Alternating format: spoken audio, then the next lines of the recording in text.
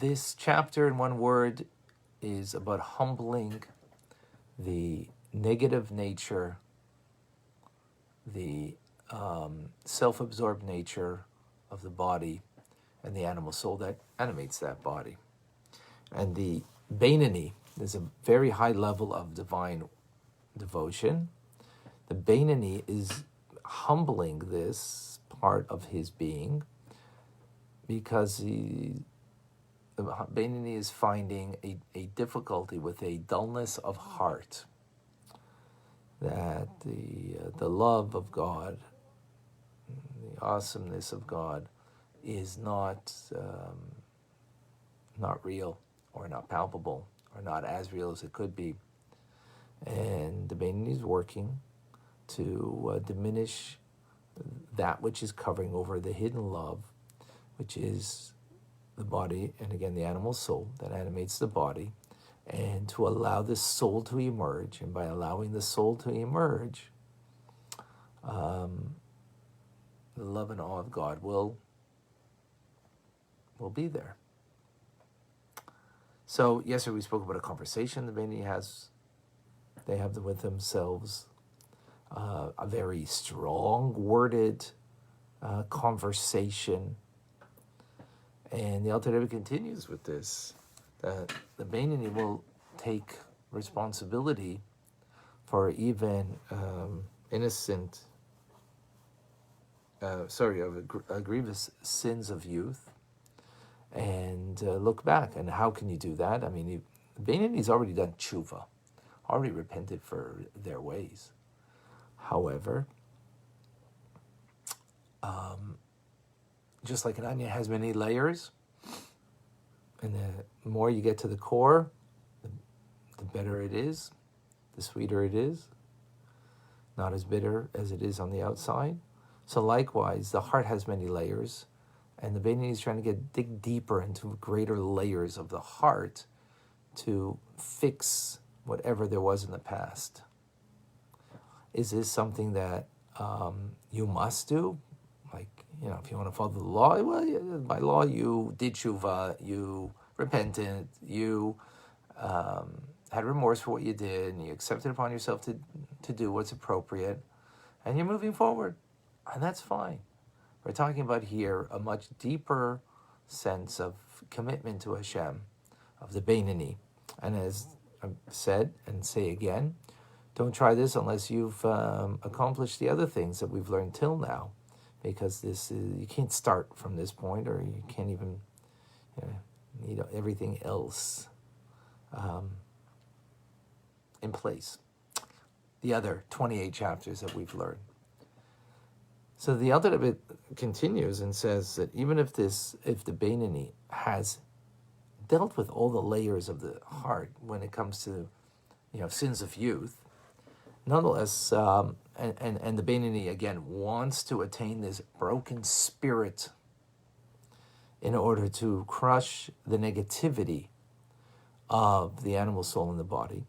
And the negativity we mean over here, because it has its own agenda, which is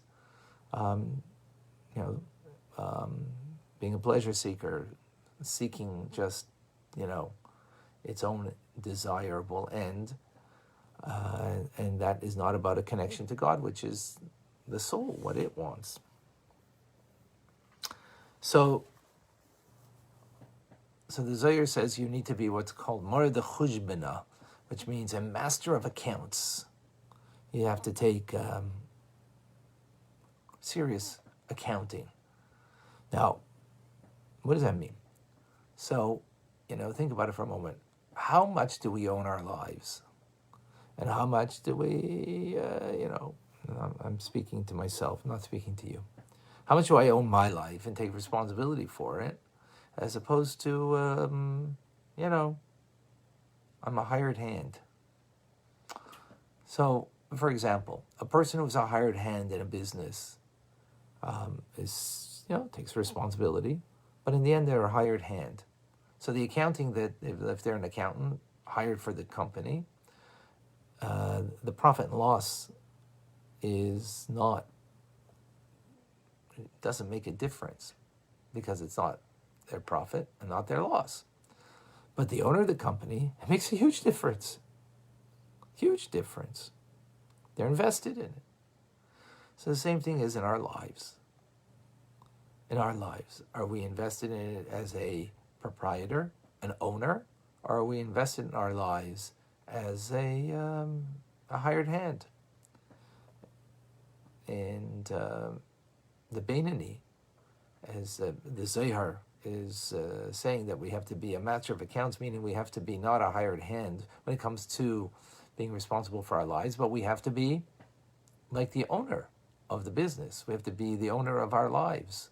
And therefore, when you do that, it's a different accounting. So a business that is important, every every possibility the proprietor can make a profit. They're going to see every line on the statement. Where can we reduce loss? Where can we make more profit? And that's a businessman. It's the same thing with our lives. Where am I capable of making more profit? I could have done more good. Or where is there that there was a loss that I have to get rid of that loss? When I did something, that wasn't so good. This is the stock taking that the Alter Rebbe is speaking about. And he says, and I'm going to say this because this is what he says, and I don't, to be quite frank, I don't understand how this can be done, to be quite frank, but he says that taking stock over here means that every thought, every utterance and action, which is something that we're responsible for, that we have to take stock. Was it a profit? Was it a loss? But from when? From today? Okay. From last week? Okay. No. The Alter Rebbe says, from the time that you're born till today. Got to look to see where all those thoughts, words, utterances, and actions directed towards God or self-directed. Directed towards God is a profit, and self-directed is not a profit. Directed towards God means that there's a bittul, there's a self-abnegation, it becomes holy. Become a chariot for the divine light that should consume the person, and therefore there will be a complete divine connection. Conversely, if there were impure thoughts or utterances and actions, then it becomes a vehicle for impurity, for sitra acher, for negativity. That's pretty heavy. All the way back to when you're, again, I really don't, I'm being very honest, I don't understand what that means. I guess in my own life have, challenged to remember the thoughts that you had that were not directed towards God, just today. And even, not even the whole day. It's a challenge. So again, but this is directed towards a Beinoni. So obviously this is not something where we're at. We're not at this.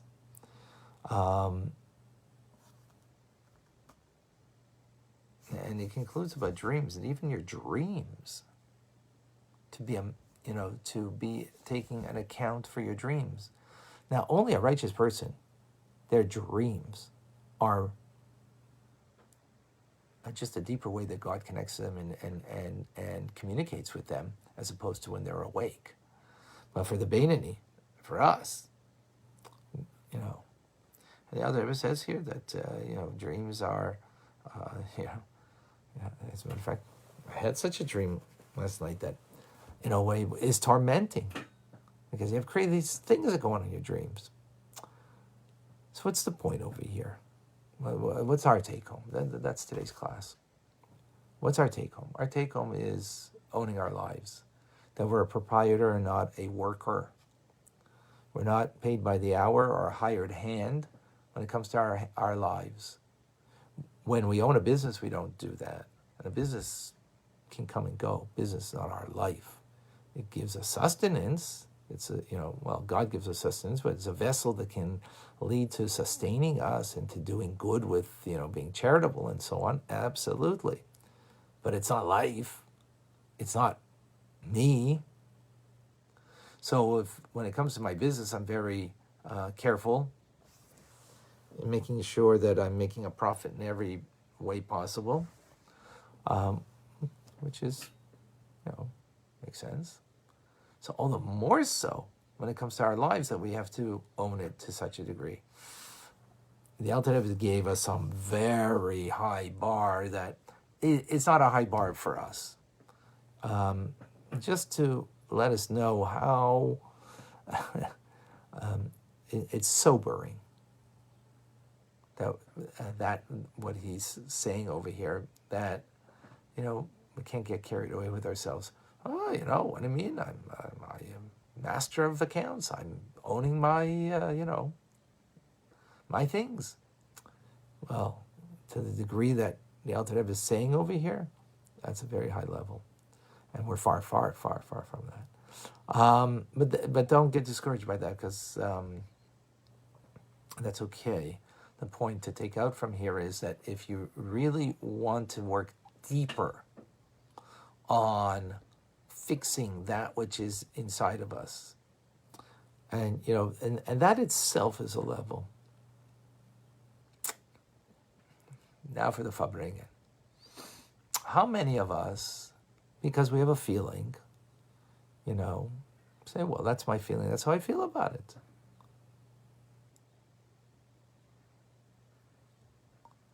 Are we owning it? What I mean, just because someone hurt your feelings, someone said something to you and it hurt your feelings, right? Someone said to you, or whatever, you're sensitive, and so how often are we deflect it, and we, that person actually did say something nasty, said something not this unkind at least, and it was hurtful. And usually who does it? It's a loved one, of course. Some random person on the street, doesn't really matter what they say. That's not going to hurt you. It's someone who we have a relationship, who we feel close. That's going to be hurtful, because we have, why is it hurtful? Maybe it's because I have my insecurity. Maybe it's because I've got a hole in my soul. Maybe it's because I had expectations that weren't met, and therefore that's why I'm hurt. So instead of looking at the other person and saying, what you have done is hurtful to me, and deflect it upon them, that's not owning your life. Just because you feel that way, and that's Western civilization and psychology today will tell you, well, it's your feelings. You have a right to your feelings. What does that mean? You have a right to your feelings? Or do you have a right, or an obligation rather, to work through your feelings? To own your feelings. Meaning that I'm hurt. Well, an important thing is, this is not justifying a person and what they did. The question I have to ask for myself is, if I am owning my life, such because I have that feeling, so, since it's America, so, Western civilization, so I have a right. Oh, we have a right. You have no rights. We have obligations, we have responsibilities. Some of the responsibility, and this is the deep responsibility that the Alter Rebbe is giving us over here, is to look inside of me. Why am I feeling that way? What are my insecurities? What are my challenges? What is the hole in my soul that I need to fix? Rather than deflecting it and making someone else the problem. Again, someone else's problems you can't fix. And not to suggest that they don't have, because if someone spoke unkindly or whatever. Now, by the way, that doesn't mean you don't bring that to the person's attention. That's not the first thing that happens to you. No, I got to bring it to their attention. No, first thing that happens to you is you feel hurt. That's the first thing. So owning your life means, okay, why? Like, maybe I shouldn't be hurt. Maybe it's wrong to be hurt. We learned all of this before in Tanya, by the way. Why are you hurt? So if you're owning it, so then you're going to... That's something to take out from today's class. This is, the vanity is way beyond that, and owning much more than the hurt, because the vanity is not hurt. The vanity is not a righteous person, just the vanity is not hurt. The vanity is taking the message and dealing with it in whatever necessary way to fix whatever is necessary.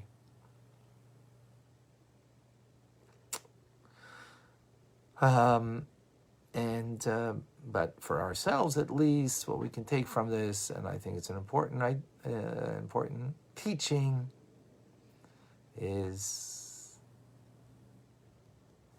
where's the whole of my soul? That I am owning my life. Okay, we're not going to own our lives, that we're going to look back to the day we were born, and if there was these thoughts were not towards Hashem, that's already, that's a very high level. Even if we were just to take today's day and we were to make a cheshbon and to make an accounting, we would not be going there. We're not ready for that. But what we are ready is to make an accounting about the buttons that are pushed in my life that make me react in a way that I need to own. We'll do that. That'll be amazing for today. Another Fabringen.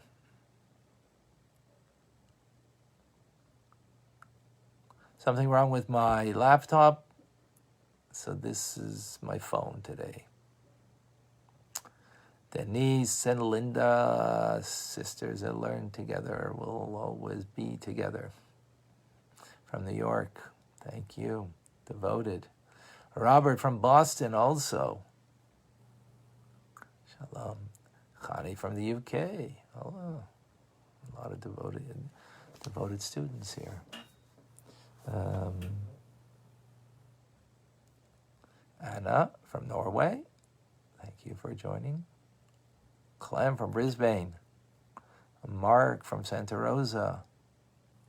Truth is, so many of you that are very consistent, which is amazing. Jose from Brazil, Alice from back in Baltimore, Elizabeth in Hong Kong.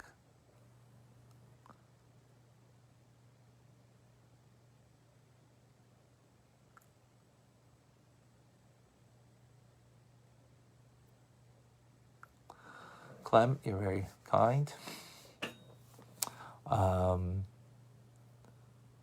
Very kind. Actually, you mentioned this. There are a few people that do send tzedakah, and that is very much appreciated. Thank you very much. Sorry, 1 second.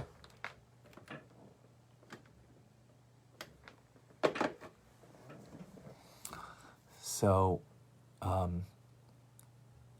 don't know if e-transfer works outside of Canada or outside beyond, but to Chabad Zichron, it would be Rina, R-I-N-A, at chabadzichrone.com. Thank you, Clem.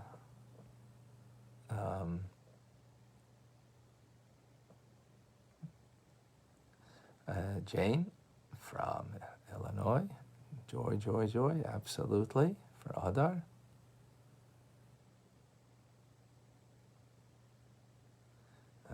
Julie, Tim, Shmuel from the Minyan, Erica from Norway, Karen from LA, Benjamin, thank you, Linda from Nebraska, Benjamin, thank you.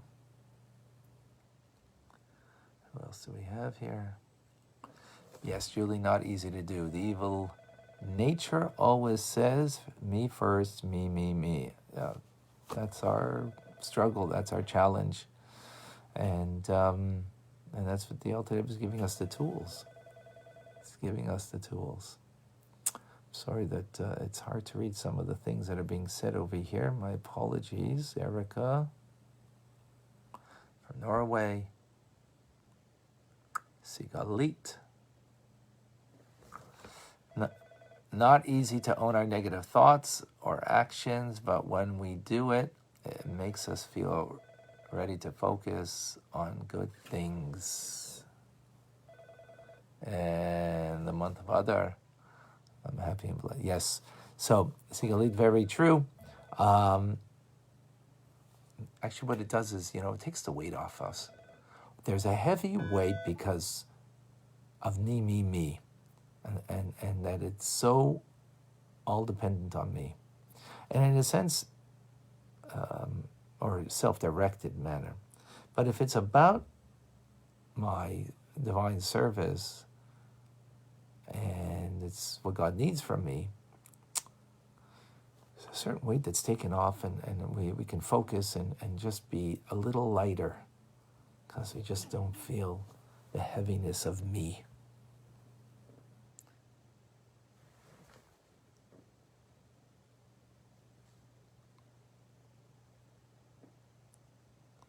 Yes, Julie, thank you.